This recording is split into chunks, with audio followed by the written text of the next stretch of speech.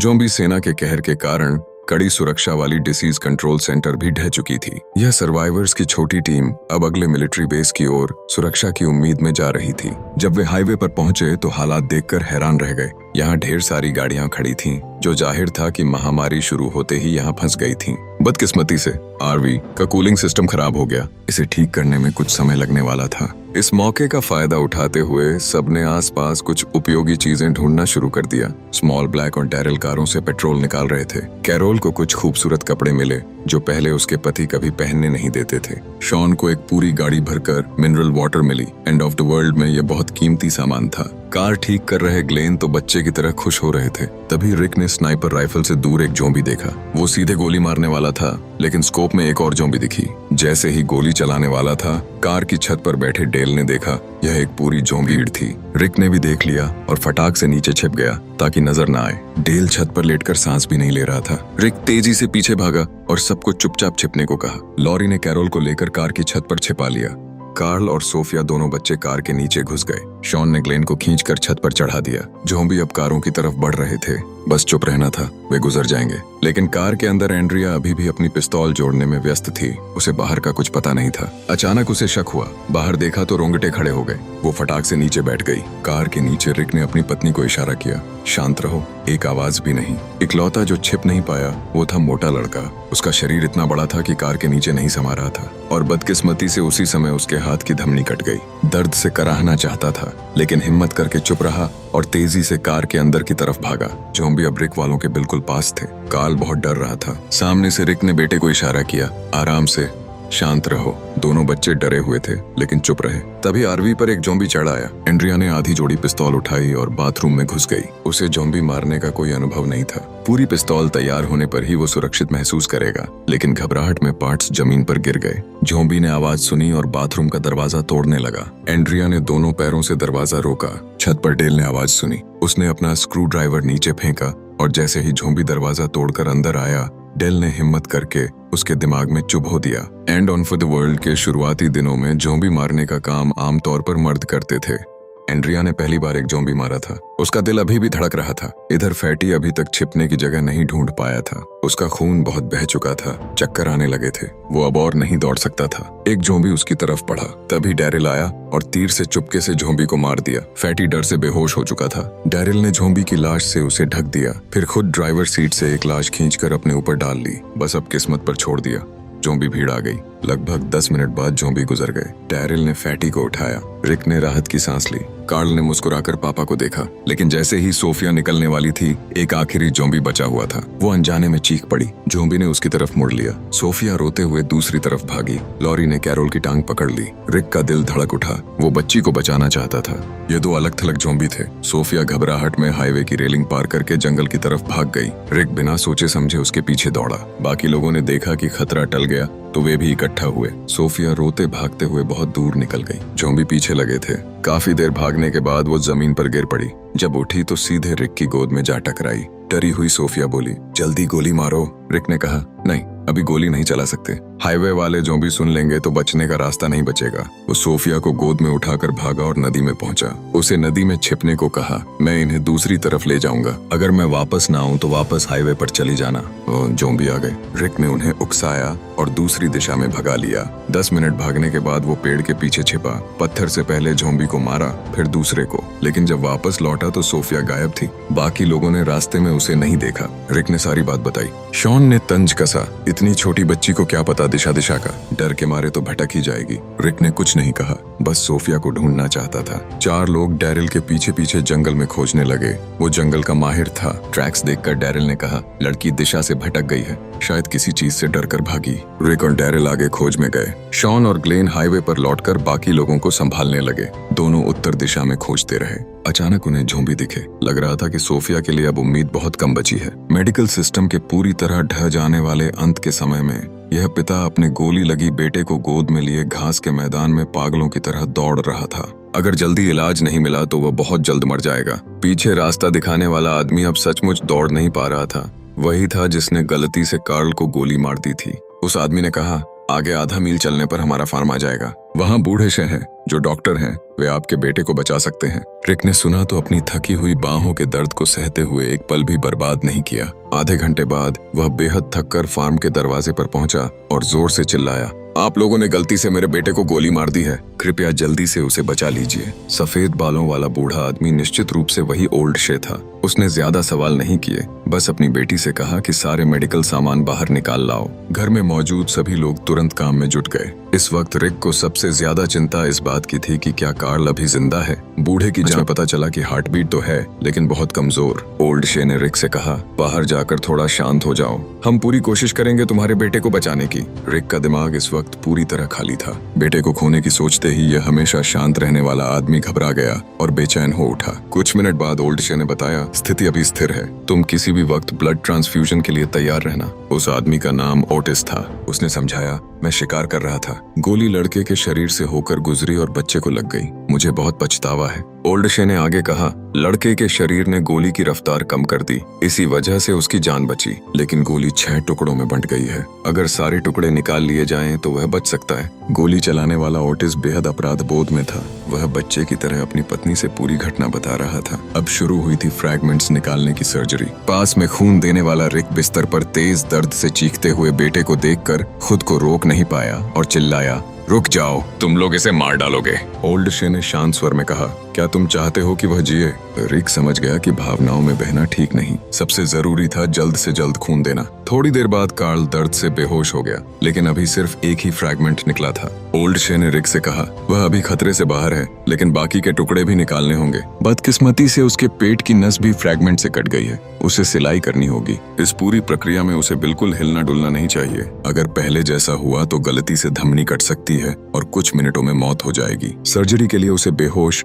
Anaesthesia करना होगा, लेकिन तब वह खुद सांस नहीं ले पाएगा, इसलिए बाहर जाकर रेस्पिरेटर वेंटिलेटर ढूंढना होगा। पास खड़ा ओटिस ने बताया, पास का अस्पताल आग में जल चुका है। सिर्फ हाई स्कूल के मेडिकल रूम में एक है, लेकिन वहाँ पहले से ही जम्बी वॉकर्स कब्जा कर चुके हैं, वहाँ जाना नामुमकिन है। शॉन ने खुद आगे बढ़कर कहा कि वह सामान लाने जाएगा, क्योंकि रिक को खून देने के लिए यहीं रहना होगा। ओटिस बोला, मैं तुम्हारे साथ चलता हूँ और रास्ता दिखाता हूँ। बच्चे को मैंने ही घायल किया है, मैं यहाँ बैठकर उसे मरते देख नहीं सकता। उसकी पत्नी ने रोकने की कोशिश की, लेकिन वह नहीं माना। दोनों कार लेकर हाई स्कूल की ओर निकल पड़े। इधर डैरिल और बाकी लोग अभी भी जंगल में सोफिया को ढूंढ रहे थे। एंड्रिया अकेली पीछे रह गई थी। उसे पता नहीं चला कि पास में एक जम्बी उसके करीब आ रहा था। जब उसने देखा तो डर से चीख पड़ी। बाकी लोगों ने आवाज सुनी और दौड़े। एंड्रिया ने चाकू से जम्बी के सीने में वार किया, लेकिन कोई फायदा नहीं हुआ। वह खुद गिर पड़ी। जॉम्बी और करीब आ गया। वह लाचार होकर चिल्ला रही थी। बाकी लोग जान जोखिम में डालकर दौड़ रहे थे।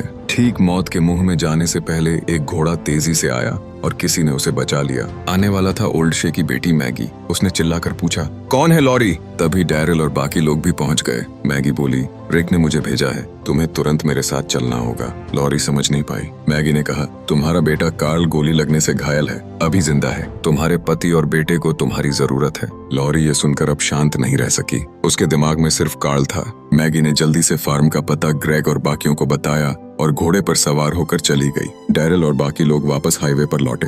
उन्होंने डेल को जंगल वाली बात बताई। फिर सबने मिलकर मीटिंग की। सबका मानना था कि अब ऐसे बिखर कर नहीं रहना चाहिए। टीम बहुत फैल गई है, सबको फार्म पर रिक के पास पहुंचना चाहिए। लेकिन कैरोल अपनी बेटी सोफिया को छोड़कर नहीं जाना चाहती थी। क्या पता वह वापस आ जाए। आखिरकार फैसला हुआ कि ग्रेग और छोटा मोटा लड़का टी डॉग है पहले फार्म पर जाएंगे, क्योंकि उसका हाथ भी घायल है और इलाज की जरूरत है। बाकी लोग हाईवे पर ही रात गुजारेंगे। जल्द ही लॉरी भी फार्म पर पहुंच गई। पति पत्नी ने एक दूसरे को कसकर गले लगाया। उस वक्त का दर्द सिर्फ माँ बाप ही समझ सकते हैं। लॉरी कमरे में गई और कार्ल को देखा। बेटे की हालत देखकर उसका दिल टुकड़े टुकड़े हो गया। वह कार्ल के कान के पास फुसफुसाई, मेरा प्यारा बेटा, मम्मी आ गई है, तुम ठीक हो जाओगे, हम तुम्हें ठीक कर देंगे। और इधर शॉन और ओटिस हाई स्कूल पहुंचे। उन्होंने सावधानी से अंदर झांका। कम से कम 50 जम्बी थे। ओटिस ने बताया कि सामान सड़क के उस पार वाले बड़े ट्रेलर में है। शॉन ने देखा कि सीधे जाना नामुमकिन है। वे रात होने का इंतजार करते रहे। बाद में शॉन चुपके से पुलिस कार के पास गया। बैग में से कुछ ग्लो स्टिक्स निकाले। प्लान था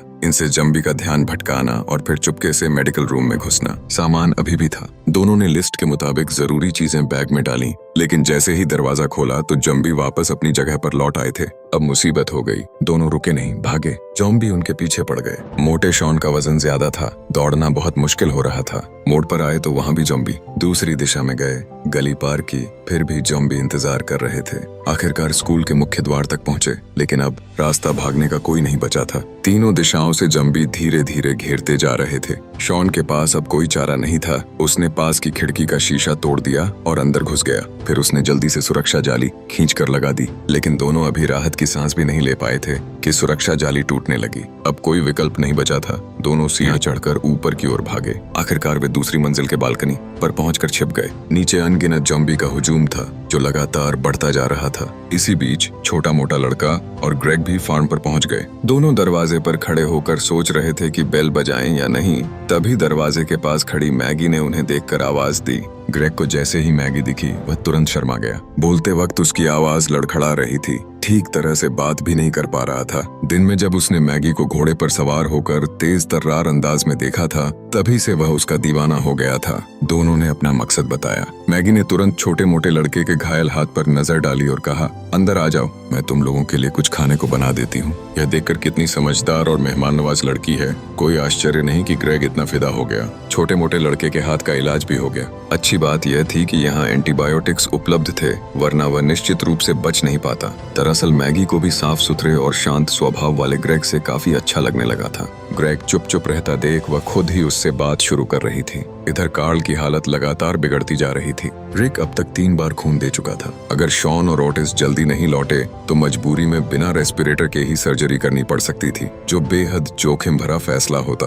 एपी के जॉम्बीज ने 2 सामान ढूंढ रहे आदमियों को घेर लिया। शॉन ने कहा, हम उस खिड़की से कूद सकते हैं, लेकिन ओटिस ने जवाब दिया, क्या तुम्हें सच में लगता है कि मेरे इस शरीर के साथ मैं उस छोटी खिड़की से निकल पाऊंगा? सबसे अच्छा तरीका यही है कि तुम यहीं रुको, मैं नीचे कूदकर उन्हें अपनी तरफ खींच लूं, फिर तुम्हें खिड़की से निकलने का मौका मिल जाएगा। फिर ओटिस ने मेडिकल सामान शॉन को थमा दिया और कहा, जो करना है अभी कर लेते हैं। ओटिस ने 2 गोलियां चलाकर ध्यान खींचा, फिर पूरी ताकत से कूद गया, लेकिन उसका वजन ज्यादा होने की वजह से वह नीचे गिर पड़ा और एक जॉम्बी ने उसकी पिंडली पकड़ ली। अच्छा हुआ कि शॉन ने गोली चलाकर उसे बचा लिया। ओटिस अब और देर नहीं करता, जॉम्बीज को दूसरी दिशा में खींचते हुए भागने लगा। शॉन ने देखा कि जॉम्बीज चले गए तो वह तेजी से खिड़की की तरफ गया। 2-3 झटकों में कांच तोड़ दिया। 2 जॉम्बी जो पीछे आए थे उन्हें एक गोली से भगा दिया। फिर शॉन खिड़की पर बैठ गया। ऊंचाई लगभग 5 मीटर थी। उसने गहरी सांस ली और कूदने वाला था कि अचानक वही जॉम्बी ने उसे पकड़ लिया। घबराहट में उसने बंदूक निकाली और जॉम्बी को मार दिया, लेकिन खुद भी नीचे गिर पड़ा। इस गिरने से उसका पैर मुड़ गया। शॉन सिर्फ दर्द से 2 बार चीखा, फिर बैग उठाकर भागने की तैयारी करने लगा। उसे लगा कि ओटिस अब बच नहीं पाया होगा। चारों तरफ जॉम्बीज थे, इसलिए वह बहुत सावधानी से बिना आवाज किए आगे बढ़ा। अच्छा हुआ कि स्टेडियम की बार्ड ने जॉम्बीज को रोक रखा था, लेकिन जल्दी ही उसके पीछे 3 जॉम्बी आ गए। शॉन बार्ड के सहारे खड़ा हो गया, चेहरे पर दृढ़ता के साथ उन तीनों को मारने की तैयारी करने लगा। तभी अचानक वे जॉम्बी जमीन पर गिर पड़े। ओटिस आ गया था। बाकी 2 लोगों ने भी गोली चलाई। शॉन ओटिस को देखकर बहुत उत्तेजित हो गया। उसे यकीन नहीं हुआ कि वह जिंदा है। दोनों ने ज्यादा बातें किए बिना एक दूसरे का सहारा लिया और कार की तरफ बढ़ने लगे। काफी दूर चलने के बाद शॉन के पैर में इतना दर्द हो गया कि वह बोला, तुम जाओ, मुझे मत देखो। लेकिन ओटिस का दिल बहुत साफ था। वह दोस्त को कैसे छोड़ता था। उसने हिम्मत दी, साथ आए हैं तो साथ जाएंगे। शॉन फिर हिम्मत जुटाकर चलने लगा। उसने पूछा, कितनी गोलियां बची हैं? ओटिस ने सीधे साधे तरीके से कहा, 4। जॉम्बी फिर करीब आने लगे। दोनों एक दूसरे का सहारा लेकर चलते रहे और सबसे नजदीक आने वाले जॉम्बी को मारते रहे। इधर फार्म पर ओल्ड हर्शेल ने रिक को बताया, बच्चे का खून बहुत कम हो रहा है। शॉन, लोग वापस नहीं आए तो इंतजार नहीं कर सकते, हमें अभी सर्जरी करनी होगी। अब जिए या मरे भगवान पर छोड़ते हैं। तभी रिक को बाहर कार की आवाज सुनाई दी। शुक्र है वे लौट आए। शॉन ने कार रोकी और बैग से सामान जल्दी निकाल कर दे दिया। हर्शेल ने पूछा, ओटिस क्यों नहीं आया? शॉन उदास होकर बोला, वह बच नहीं पाया। ये सुनकर मैगी भी दुखी हो गई। हर्शेल ने खुद को संभाला और कहा, अभी उसकी पत्नी को मत बताना, सर्जरी के बाद देखेंगे। रिक ने दिल से शुक्रिया अदा किया और शॉन को गले लगाकर सांत्वना दी। लॉरी ने भी कृतज्ञ नजरों से देखा। शॉन ने बताया, स्कूल में हर जगह जॉम्बी थे, हमारे पास सिर्फ 10 गोलियां बची थीं। ओटिस ने कहा कि वह मुझे कवर करेगा, मैं आगे बढ़ूं, लेकिन जब मैं मुड़ा तो वह जॉम्बीज से घिर चुका था। शॉन की आवाज भर्राने लगी, आंखें नम हो गईं। सब उसकी भावनाओं से प्रभावित हो गए, खासकर मैगी, जो बचपन से ओटिस को जानती थी। वह बहुत दयालु और मोटा आदमी था। थोड़ी देर बाद रिक और लॉरी सर्जरी के नतीजे का इंतजार कर रहे थे। उन्होंने कार्ल के लिए बार बार प्रार्थना की। तभी हर्शेल बाहर आया और बोला, सर्जरी सफल रही। कार्ल की हालत अब स्थिर है। पति पत्नी ने राहत की सांस ली। अब सबसे मुश्किल काम बाकी था। रिक ने हर्शेल के साथ मिलकर ओटिस की मौत की खबर उसकी पत्नी को बताने का फैसला किया। जैसा सोचा था, खबर सुनते ही उसकी पत्नी का सारा संसार ढह गया। लॉरी कमरे में कार्ल को देख रही थी, आंखों में दर्द भरा था। तभी शॉन अंदर आया। लॉरी रिक की पत्नी होने के बावजूद शॉन सच में लॉरी और कार्ल की भलाई चाहता था। लॉरी उसे बहुत हारी थी और बोली, तुम कहीं मत जाना, यहीं रहो। रात को शॉन ने नहाने की तैयारी की। उसके कंधे पर गहरी चोट थी। सिर के बाल एक जगह से उखड़ गए थे। खून के धब्बे भी दिख रहे थे। उसके दिमाग में ओटिस के साथ भागने का सीन बार बार घूम रहा था। उसने ओटिस से पूछा था कि कितनी गोलियां बची हैं। ओटिस ने कहा था 4। दोनों भागते हुए पीछे मुड़ मुड़कर गोली चलाते रहे। एक घायल था, दूसरा मोटा होने की वजह से धीमा। उन्हें पकड़े जाना तय था। शॉन ओटिस की हर गोली गिन रहा था। जैसे ही 4 गोलियां खत्म हुई, शॉन मुड़ा और बोला, सॉरी। ओटिस समझ नहीं पाया कि क्या हुआ। अगले ही पल शॉन ने उसकी टांग में गोली मार दी।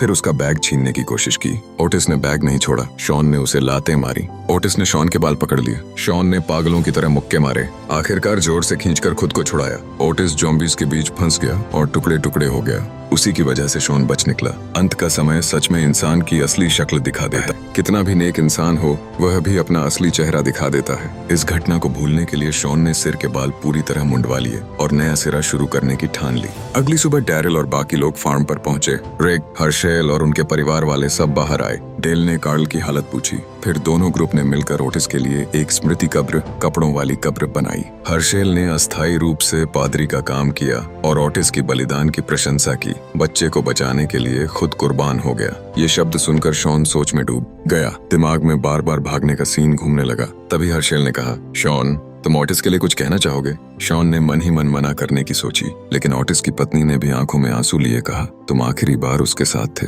तुमने उसके आखिरी पल देखे। प्लीज मुझे बताओ उसकी बातें। मुझे जानना है कि वह मरते वक्त भी किसी काम आया था, कि उसकी मौत व्यर्थ नहीं गई। शॉन के पास कोई रास्ता नहीं बचा। उसे मजबूरन उस वक्त की घटना दोहरानी पड़ी। उसने बहुत भावुक होकर जीवंत तरीके से बताया। कहा कि ओटिस ने उसे और कार्ल को बचाया। वह एक महान इंसान था। आसपास के लोग भी सोच सकते थे कि उस वक्त हालात कितने भयानक रहे होंगे, लेकिन ये सब शॉन की बनाई हुई कहानी थी। वह सच कभी नहीं बता सकता था, वरना इस ग्रुप में उसका जीना मुश्किल हो जाता। इसके बाद सब लोग फिर इकट्ठा हुए। रिक ने फैसला किया कि अब सोफिया की तलाश के लिए ग्रुप बनाकर अलग अलग इलाकों में जाएंगे। वह टीम के किसी सदस्य को नहीं छोड़ना चाहता था, लेकिन हर्शेल ने कहा, तुम कल ही 1500 मिलीलीटर खून दे चुके हो। 5 मिनट चलोगे तो बेहोश हो जाओगे। शॉन का पैर भी कम से कम 1 महीने तक ज्यादा मेहनत नहीं कर सकता। जंगल में सर्वाइवल के लिए अब सिर्फ डैरिल ही फिट है। डैरिल ने क्रॉसबो उठाया और फिर से जंगल की तरफ जाने की तैयारी की। रिक ने उसे रोककर कहा, बहुत सावधान रहना, तुम हम पर कोई एहसान नहीं कर रहे हो। डैरिल ने मुंह फेर कर गालियां दी, जैसा उसका स्वभाव था, लेकिन अंदर से उसे रिक की फिक्र महसूस हुई। उसे लगा कि रिक अब इस जगह को अपना घर मानने लगा है। तभी हर्शेल बाहर आया और रिक से बोला, ये बातें कहना मुश्किल है। हम आम तौर पर अजनबियों को यहाँ नहीं रहने देते। मैं नहीं चाहता कि तुम लोग सोचो कि ये जगह कोई घटिया ठिकाना है। जैसे ही वो लड़की मिल जाए, कार्ल का घाव ठीक हो जाए, तुम सबको जाना होगा। रिक ने कुछ ज्यादा नहीं कहा, बस मन ही मन सोचा, इस विशाल दुनिया में आखिरकार घर कहाँ होता है। अगले भाग के लिए सब्सक्राइब जरूर करें।